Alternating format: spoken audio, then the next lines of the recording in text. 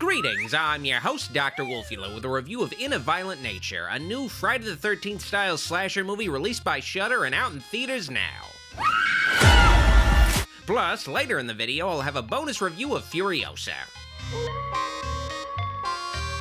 Now, I'm a big fan of the Friday the 13th franchise, but I've given up hoping there ever being a new official Friday the 13th movie. It's been nearly 20 years since the last one. It's not gonna happen at this point. Which is why In a Violent Nature caught my eye. Set aside the really pretentious A24 sounding title of the film, In a Violent Nature is obviously a Friday the 13th knockoff. Not that that's a bad thing. Friday the 13th itself started out as a knockoff of Halloween, but it ultimately became its own thing, and based on the trailer of In a Violent Nature, it obviously borrows a lot from Friday the 13th, but still does enough to set itself apart. The problem with In a Violent Nature after watching it, though, is that the things that make it unique don't make for a very interesting or exciting horror movie. What the In a Violent Nature is told almost entirely from the perspective of its main character, Johnny. Who's Johnny, you ask? Why, he's the killer of the film, and essentially he's Jason Voorhees in both appearance and first initial. One of these days, you're gonna find something that's gonna walk right through your traps. Trust me, you don't want to find that animal. The film goes into Johnny's backstory a bit with the obligatory campfire ghost story scene, but the major problem with the backstory of the film is that they have the worst actor and a cast of really bad actors tell us the killer's backstory. You guys never heard of the White Pine Slaughter? The backstory is just told in a series of rambling mumbles. You guys really want to hear it? Yeah. Come on. All right, buckle up. Essentially, though, Johnny was a mentally disabled boy, or slow as the characters call him, a code word. Johnny's dad was killed in a fight, so Johnny sought revenge against his dad's killers, and Johnny has since become an undead murderer who periodically returns, and the only thing that can bring him peace is his dead mother's gold watch. Things take a turn, though, when a group of teenagers who look 47 years old discover Johnny's resting place, an old fire lookout tower in the woods, and they take the pocket watch off of Johnny's grave, which causes Johnny to come back to life. Very, very slowly. The first 5 minutes of the film is just Johnny slowly getting out of his grave, with occasional changes of the camera angle. In a Violent Nature is a slow burn, which has become a kind way to say a movie is really fucking boring. But I do like it when a movie takes its time to really tell its story, introduce its characters, and build its world around us. And at first, that seems like what this movie is trying to accomplish with its slow pace. It's the only thing holding his soul at rest. Like I said, In a Violent Nature spends most of the movie from the limited perspective of its killer. In a Friday the 13th film, it's the opposite. We see things mostly from the perspectives of the victims, and we're constantly shifting between the characters as they're gradually taken out of commission by the murderous hockey puck. In contrast, In a Violent Nature sticks to the killer's point of view until the final act, so you only get to see what he sees. The only time spent with his victims are when he watches them, and the film is mostly shot over Johnny's shoulder. It feels a lot like they took that scene of Michael returning to Haddonfield in Halloween 2018 and tried to do it with Jason Voorhees for a whole film. At first, the over-the-shoulder following the killer thing works pretty well. It's a novel concept and different approach to a slasher movie where the movie doesn't pretend the killer isn't the protagonist, and we get to see an unbroken view of this killer's methodical process of stalking and killing. It's refreshing at first, but it doesn't take long before this stylistic approach starts to become really tedious to watch. Many quote-unquote scenes in the movie are just watching the killer slowly and quietly walking through the woods for minutes at a time, with nothing happening. At first, it feels like this is supposed to establish how single-minded Johnny is. He just walks until he finds something to kill. But then the movie keeps doing these scenes of him just walking over and over again with nothing happening besides him walking for long stretches of time. We get the point. It just gets really fucking old, really fucking fast when you realize that this is what most of the movie is, watching Jason Voorhees walking through the woods. It started to feel like I was just watching somebody play a video game, like Skyrim switched to a third-person perspective. In a Violent Nature is a very pared-down, minimalistic slasher movie. It's a mostly quiet film, there's no musical score, just the sounds of nature, and the film spends a lot of time lingering on shots, many of which are long shots. The movie looks nice, but it feels like the film is more focused on being some kind of artistic statement than it is on being entertaining.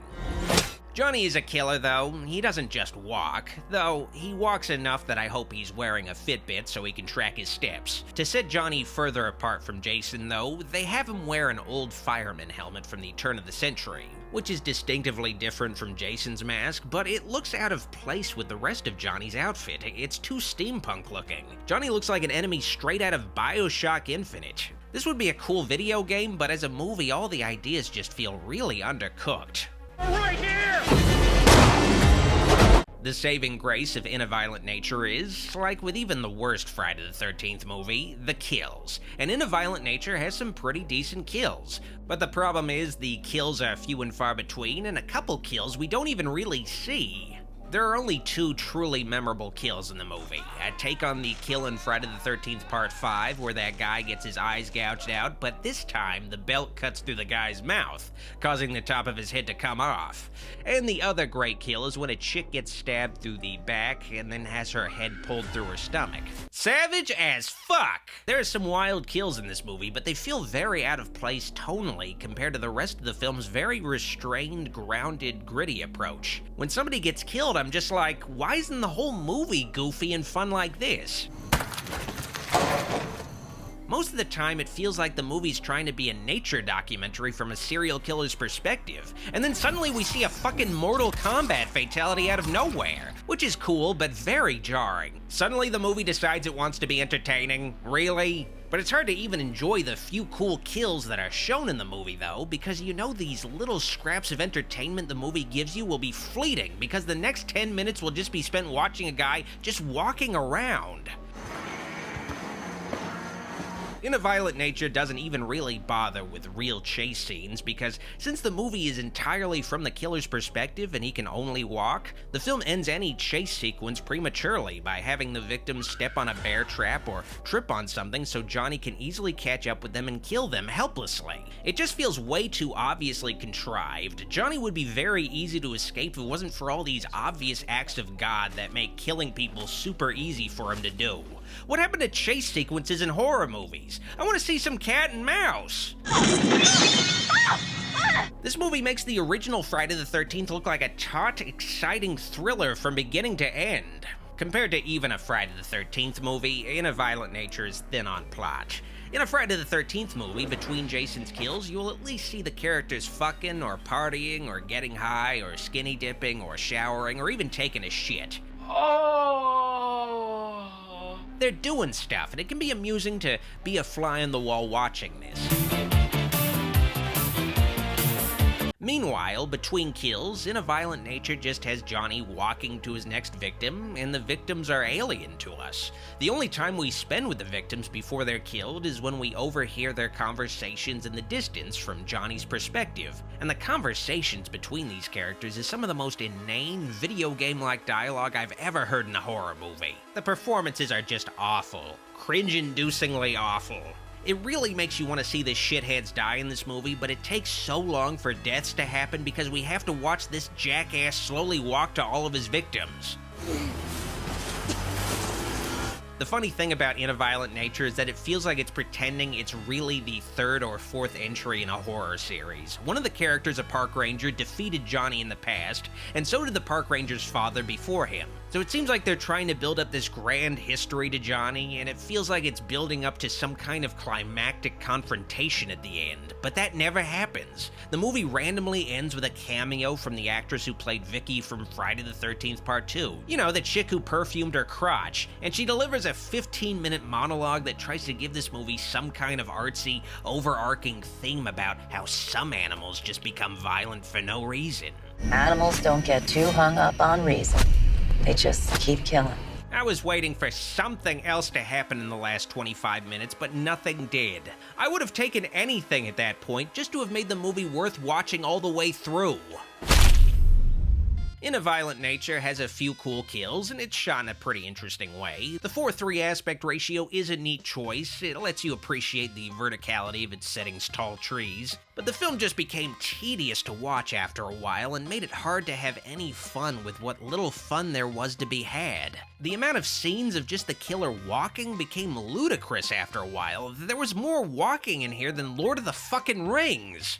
After a while, the movie really didn't feel like it was building up tension towards what the killer was going to do next. It just seemed like padding so the movie could be 90 minutes. There's only so much you can do telling a story exclusively from the perspective of a silent killer. He's not always going to be killing, so what can he do besides that to fill 90 minutes? Walk, I guess. In a Violent Nature is an interesting experiment. What if you never switched from Jason's point of view in a Friday the 13th movie? What's he doing between killings? This movie gives us the answer, but it's not very entertaining to watch in practice, and it ultimately chooses to abstain from having a satisfying conclusion as some kind of misguided grand statement. Some folks really like In a Violent Nature though, and it's coming to Shudder soon, so I recommend giving it a watch there. It might work better seen from the comfort of your own home, where you can browse on your phone during Johnny's 5-minute long scenes of walking. I give In a Violent Nature a nature out of violence.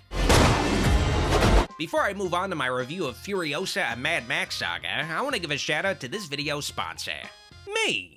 Pledge to my Patreon today to support the channel, help it continue to grow, and you'll also get access to weekly movie nights every Sunday and archive commentaries if you miss the movie nights live. Just $5 a month to get a movie night every week.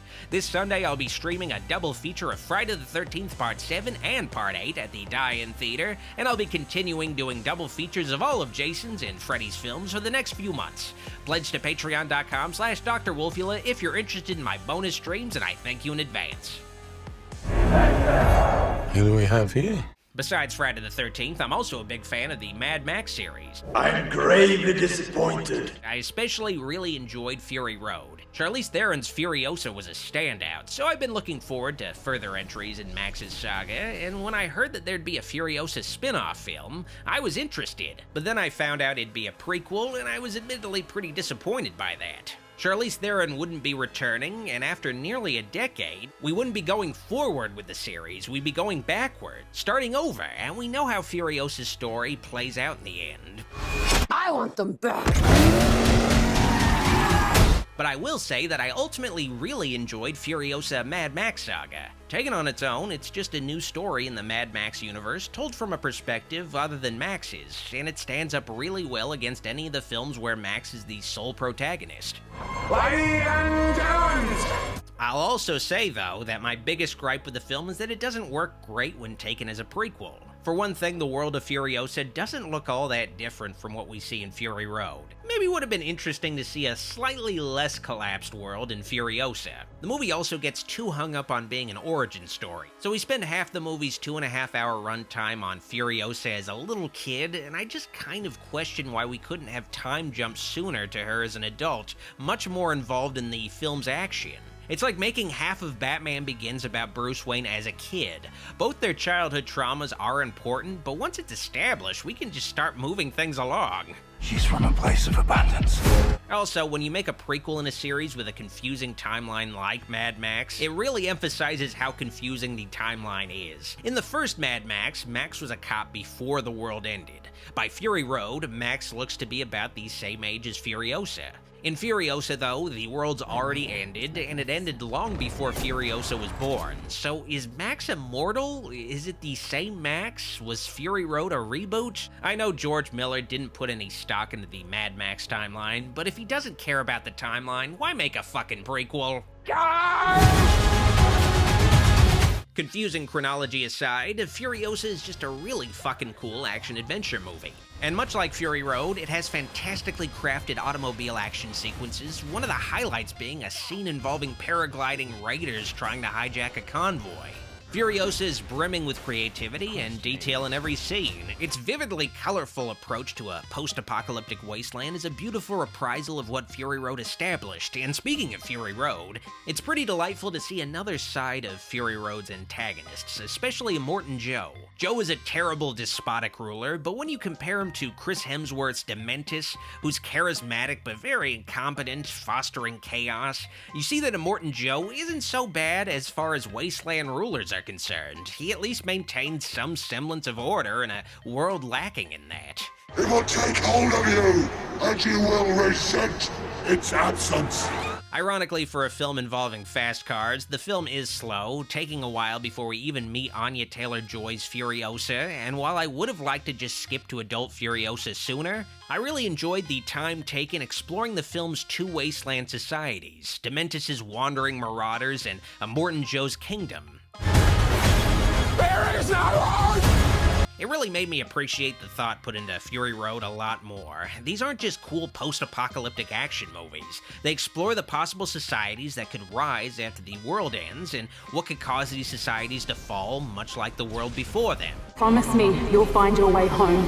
Furiosa is ultimately a revenge film. Furiosa is trying to find Dementis, the man who took her from her home and stole her childhood from her. And Dementis is interesting as a villain because he's nowhere near as capable or skilled as Furiosa becomes, so he has to rely on his cultive personality to survive. Furiosa doesn't end with an explosive confrontation, but there's a catharsis to the film's final scenes, and it leads seamlessly into Fury Road's events. Though I do feel Furiosa can stand on its own without having to end with telling the audience to just watch Fury Road. Furiosa is a really stylish action film with a lot of creativity in its action set pieces and world building, and I believe Furiosa is a worthy precursor to any Fury Road viewing going forward. I give Furiosa an Anya Taylor-Joy out of Anya Taylor Mad. Have it in you to make it epic. This video is made possible through the pledges of my Patreon supporters, and I'd like to give a very special thanks to the kind folks pledged to my shoutouts tier. All of the support on Patreon means a lot to me, and it helps my dark influence continue to grow. If you like this video, like it, and if you loved it, click the subscribe and bell buttons for more vids. Be sure to also keep in touch by following me on social media at Facebook, Instagram, and Twitter at Dr. Wolfula. While I still have your attention, consider pledging to my Patreon to support the channel and get bonus content like previews, VIP Discord server access, private movie night streams, and credits in videos. Consider pledging at patreon.com/Dr. Wolfula. Also, check out official Dr. Wolfula t-shirts and other merch on tpublic.com/user/Dr. Wolfula. Thanks for watching. See you all next time. Dr. Wolfula signing out.